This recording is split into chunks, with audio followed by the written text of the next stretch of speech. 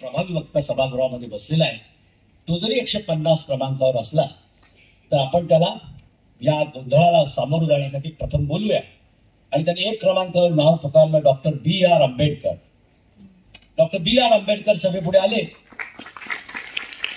प्रचंड गोंधळ चाललेला आहे. दिलीप कुमारचे ते जुने सिनेमा असतात पैगाम, खूप गोंधळ आहे, कामगार गोंधळ करतायत आणि तो हिरो समोर येतो आणि तो प्रभावीपणे भाषण करतो आणि मग तो सगळा गोंधळ करणारा तो जो काही मॉब आहे तो दिलीप कुमारच्या मागे चालू लागतो. अशा प्रकारचा तो प्रसंग आहे. 14 डिसेंबर 1946चा. डॉक्टर आंबेडकर उभे राहिले.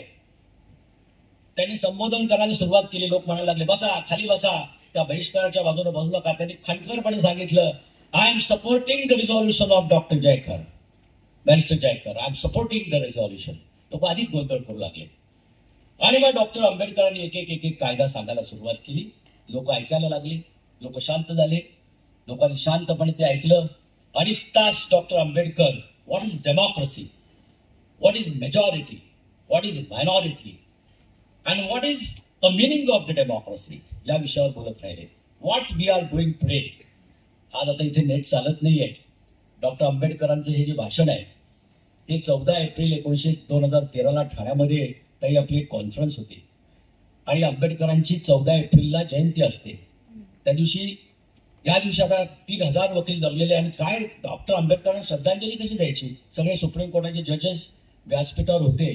एका तरुण कार्यकर्त्यांनी येऊन हे भाषण आम्हाला ऐकवलं होतं. आजही ते ऐकलं की अंगावर शहारे उभे राहतात. एक मोठा स्क्रीन मागे लावलेला आहे. डॉक्टर आंबेडकरांचा पुतळा होता. एक न्यायमूर्ती सुप्रीम कोर्टाचे येऊन फुलं वाहत आहेत आणि मागे डॉक्टर आंबेडकरांचं हे भाषण आहे. माझ्या बाजूला रंजना देसाई सुप्रीम कोर्ट जज बसलेल्या होत्या.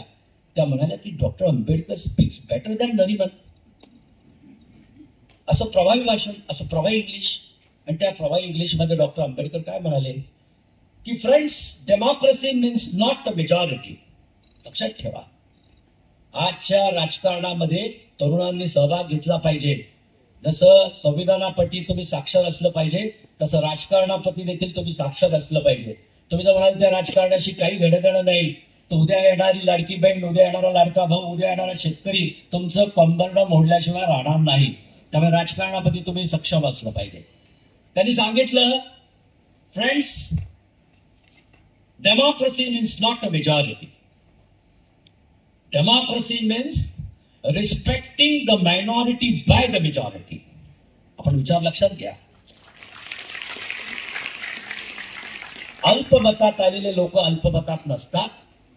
कोणाला तरी 37% मिळतात आणि कोणाला तरी 31% मिळतात. 37%चे 200 आमदार निवडून येतात, खासदार निवडून येतात. 31%चे कमी होतात. मार्जिन किती असतो? 3%चा. Does it mean that they don't have a value? आंबेडकरांनी तो विचार सांगितला की 76 मुस्लिम लीगच्या लोकांनी जरी बहिष्कार टाकलेला असला आणि ते सोडून तुम्ही सगळे 300 जरी असलात तरी तुम्हाला जर लोकशाही निर्माण करायची असेल तर you must respect their opinions and you must call them for the discussion if you want to create a real democracy. आणि म्हणून बहुमत म्हणजे लोकशाही म्हणजे बहुमत नाही. लोकशाही म्हणजे अल्पमताचा विचार करून अल्पमताला किंमत देणारी बहुमत म्हणजे लोकशाही. हा आंबेडकरांनी सांगितलेला विचार आहे. इतक्या प्रभावीपणे आंबेडकरांचा विचार सांगितला की त्या दिवशी त्या व्यासपीठावरनं एक घटनाकार निर्माण झाला. एका घटनाकाराचा उदय झाला.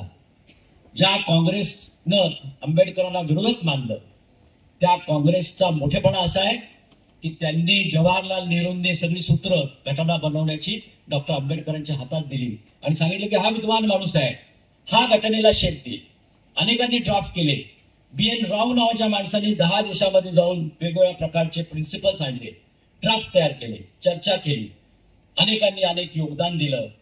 परंतु त्या सगळ्या योगदानामधल्या त्या सगळ्या मसुद्यांमध्ये सामाजिक अर्थ करण्याचं जो कमकुवत आहे त्याच्या पाठीशी संविधान आणि कायदा उभं करण्याचं, महिला असतील तर महिलांना ताकद देण्याचं, शेतकरी असेल, कामगार असेल, मजूर असेल, त्याला काहीतरी वेलफेअर स्टेट निर्माण करण्याचं जे काही इंजेक्शन दिलेलं आहे त्या संविधानामध्ये ते फक्त आणि फक्त भारतरत्न डॉक्टर बाबासाहेब आंबेडकरांमुळेच झालेलं आहे.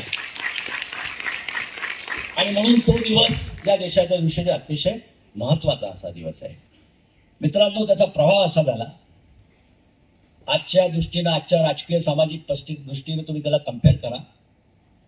पहिलं मंत्रिमंडळ निर्माण झालं, 14 मंत्र्यांची यादी घेऊन जवाहरलाल नेहरू आणि सरदार पटेल महात्मा गांधींकडे गेले आणि महात्मा गांधींना यादी दिली. त्या श्याम बेनेगलच्या सिनेमामध्ये तू दाखवलेलं असेल, महात्मा गांधी चरखा पिसताय, त्यांना काय इंटरेस्ट नाही, कोण मंत्री होतोय काय होतंय. ते म्हणाले, बापू और 14 मिनिस्टर्स. बापूंनी चरखा थांबवला आणि विचारलं, Jawaharlal, how many from an opposition. Jawaharlal म्हणाले की बापू, अपोजिशनचा काय प्रश्न आहे, आपली मेजॉरिटी आहे, सगळे आपलेच मंत्री आहेत. मग बापू असे मंद हसले आणि म्हणाले, then Jawaharlal, you have not understood the democracy. What Ambedkar told on that day, he may be our opponent, but his thought was correct. Democracy means not a majority. Democracy means respecting the minority. If you ask me, मला जर तू विचारशील तर या 14 मध्ये 7 मंत्री विरोधातले असले पाहिजे, असं बापूंनी सांगितलं. जवाहरलाल नेहरू गेले, 7 नाही पण 3 मिनिस्टर त्यांनी अपोजिशनचे केलेले आहेत त्या पहिल्याच मंत्रिमंडळात. डॉक्टर बाबासाहेब आंबेडकर कायदा मंत्री, श्यामाप्रसाद मुखर्जी एकदम विरोधातलं टोक, त्याला उद्योग मंत्री, आणि लेफ्टिस्ट विचाराचे बलदेव सिंग त्यांना डिफेन्स मिनिस्टर. डिफेन्स, उद्योग, कायदा, विरोधकांना 3 मंत्रिमंडळ दिले आणि एक या देशाची परंपरा देशासमोर ठेवली. आज ज्यावेळेस आपण म्हणतो की संविधानाची साक्षरता, त्यावेळेस आपण म्हणतो पॉलिटिकल लिटरसी ऑल्सो. आज काय होतंय, विरोधक शत्रू म्हणजे डेमोक्रेसीचा खून. विरोधकाला शिल्लक नाही ठेवायचं, कोणत्या विचाराचे असो, हे सरकार असो ते सरकार असो. एकदा इंदिरा गांधीच्या काळात आणीबाणी आली होती, त्याचे उद्दिष्ट वेगवेगळे होते, परंतु ज्या ज्या वेळेस विरोधकांना संपवण्याकरता राजकारणाचे सत्तेचे केंद्र वापरले जातात, त्या त्यावेळेस ते वापरणाऱ्या लोकांचा अंत ह्या त्या डेमोक्रेसीच्या त्या घटनांमध्येच असतो. हे इतिहासाने सांगून ठेवलेलं आहे आणि म्हणून इतिहासाचं अवजड ओझं नुसतं उचलायचं नसतं, तर त्यावर चढून भविष्य वाचायचं असतं. तो अर्थ त्यावेळेस डेमोक्रेसीचा सांगितला. आंबेडकरांच्या विचारानं प्रभावित होऊन पंडित नेहरूंनी त्याप्रमाणे ते केलं. आणि आता काय होतंय, याचं कम्पॅरिझन जर आपण करणार नसू आणि त्याला हा जर दाखला देणार नसू की काय आंबेडकरांनी सांगितलं लोकशाहीचा अर्थ, तिथे तुम्ही अल्पमताला जर चिरडून टाकण्याकरता तुमच्या सत्तेचे जर केंद्र वापरणार असाल तर तुम्हाला लोकशाही समजलेली नाही, तुम्हाला लोकशाहीबद्दल बोलता येणार नाही. हा विचार जोपर्यंत आपल्या या देशातल्या सर्वसामान्य नागरिकांना समजत नाही आणि ते बोलत नाही, मग ते कुठल्याही पक्षाचे असो, इंजिनियरला समजला पाहिजे, डॉक्टरला समजला पाहिजे, वकिलाला समजला पाहिजे, प्राध्यापकाला समजला पाहिजे, शेतकऱ्याला समजलं पाहिजे, प्रत्येकाला समजला पाहिजे, तोपर्यंत आपण या लोकशाहीची प्रगती करू शकत नाही. मित्रांनो, याचबरोबर एक सामाजिक संदर्भ देखील या संविधानाच्या निर्मितीतला अत्यंत महत्वाचा आहे आणि तो आपल्या समोर या निमित्तानं मला मांडला पाहिजे. आज जाती पाती धर्माच्या नावावर तेढ करताना समाजामध्ये लोक दिसतात. विशेष करून राजकारणाचा एक असा गाभा झालाय की मी काहीतरी, कोणीतरी जय शिवाजी म्हणेल, जय भीम म्हणेल, कोणीतरी म्हणतो मी जय ज्योती म्हणेल. महाराष्ट्रापुरता जर विचार केला ते अतिशय संविधान निर्मितीमधला सेन्सिटिव्ह भाग मी आपल्या समोर सांगणार आहे. खूपशा लोकांनी त्याच्याकडे लक्ष गेलेलं नाहीये. तो भाग असा आहे की या देशामधली संविधान तयार झाल्यानंतर 22 समितीमधली एक समिती होती हेरिटेज समिती. या देशामधली जी काही परंपरा आहे, 4000 वर्षाची जी आपली परंपरा आहे, त्या परंपरेला कुठेतरी या संविधानामध्ये उमटवलं पाहिजे, अशा प्रकारचा त्या समितीचा आग्रह होता. चुकत नसेल तर आचार्य कृपलानी त्या समितीचे अध्यक्ष होते. आणि 4000 वर्षाचा हा इतिहास, ही आपली उच्च परंपरा, ही आपण कशी मांडायची अशी ज्यावेळेस चर्चा झाली, त्यावेळेस सगळेजण गेले रवींद्रनाथ टागोरांकडे आणि त्यांना सांगितलं की आम्हाला या 4000 वर्षाच्या परंपरेला इथे काहीतरी प्रतिबिंबित करायचं आहे. रवींद्रनाथ टागोर त्यांना म्हणाले की हे जर तुम्हाला शब्दात लिहायचं असेल तर 4000 वर्षाचा इतिहास लिहायला तुम्हाला 10,000 पानं लागतील, जे अशक्य आहे. तुम्ही एक काम करा, शब्दांपेक्षा चित्रांमध्ये खूप ताकद असते, तुम्ही चित्रांची निर्मिती करा. आणि त्यांनी शांतिनिकेतनच्या नंदलाल बोस नावाच्या एका आर्टिस्टला त्या समितीसमोर पाठवलं आणि सांगितलं की तू यांचं सगळं ऐकून घे आणि हा इतिहास कसा बसवायचा तो तिथे ठरव. आणि ठरलं. रामायणाचं चित्र असलं पाहिजे, महाभारताचं चित्र असलं पाहिजे, विक्रमादित्याचं चित्र असलं पाहिजे, सम्राट अशोकाचं चित्र असलं पाहिजे. वेगवेगळे चित्र एक एक फायनल होत गेले. मी आपल्याला सांगितलं पाहिजे की संविधानाच्या मूळ दस्तावेजची ही चित्र जरूर आपण जाऊन बघा. आपल्याला नेटवर उपलब्ध आहेत. 22 चित्र आहेत.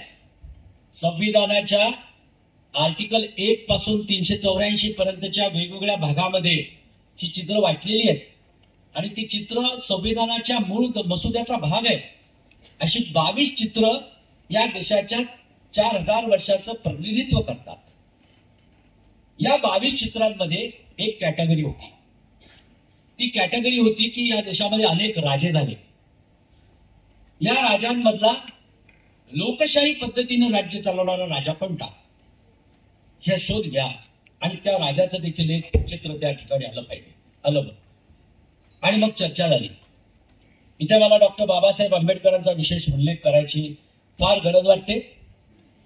आणि त्यांनी सांगितलं 4000 वर्षामधल्या इतिहासामध्ये रयतेचं राज्य चालवणारा एकच राजा झाला, तो छत्रपती शिवाजी महाराज झालेला आहे.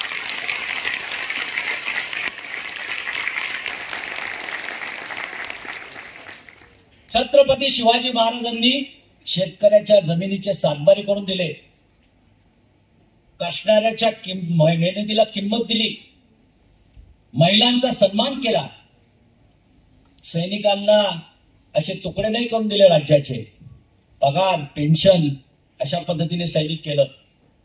लोकशाहीच्या सगळ्या संकल्पनांवर विश्वास ठेवणारा तो राजा, वेगवेगळ्या धर्माचे वेगवेगळ्या जातीचे सगळ्या लोकांना बरोबर घेऊन देणारा राजा छत्रपती शिवाजी महाराज हा एकच राजा असा आहे की त्याचं या संविधानावर चित्र असलं पाहिजे. इतिहासामध्ये आपण आजकाल ऐकतो, राजकीय प्रचारामध्ये असं ऐकतो की डिस्कवरी ऑफ इंडियामध्ये पंडित जवाहरलाल नेहरूंनी असं दिलं होतं की शिवाजी हा एक लुटारू होता. असे काही विचारवंत, काही वेगळ्या विचारधारेचे लोक मांडतात. दिलं इतिहास लिखाण आपण नाकारू शकत नाही. परंतु सभागृहाचा नेता पंडित जवाहरलाल नेहरू होता. डॉक्टर आंबेडकरांनी त्याला सांगितलं हे तुम्ही तपासा, गड किल्ले तपासा, राज्याचा कारभार तपासा. या सगळ्या कारभारामध्ये एकच राजा तुम्हाला 4000 वर्षात असा मिळेल की तो खऱ्या अर्थानं रयतेचा राजा होता आणि एकाच नावावर शिक्कामोर्तब झालं, छत्रपती शिवाजी महाराज. संविधानाच्या 15व्या भागामध्ये 2 चित्र आहेत. एक आहे छत्रपती शिवाजी महाराजांचं आणि दुसरं आहे गुरु गोविंद सिंह यांचं. दोघांचे चित्र त्या 15व्या भागामध्ये तुम्हाला दिसतील. मूळ मसुद्यामधले आहेत. डॉक्टर आंबेडकरांनी त्यासाठी युक्तिवाद केलेला आहे आणि डॉक्टर आंबेडकरांनी आपल्या सगळ्या लिखाणामध्ये लिहून ठेवलंय की ते कशाने बनले. डॉक्टर आंबेडकर त्यांचा मूळ धागा, तेजस्वी विचाराचा धागा हा छत्रपती शिवाजीच्या विचारांचा आहे. त्यांनी लिहून ठेवलेला आहे. पण तो विचार त्यांना कोणी शिकवला? त्यांनी लिहून ठेवलेला आहे की हा विचार महाराष्ट्राला शिकवणारा एकमेव महामाणूस म्हणजे महात्मा फुले आहे.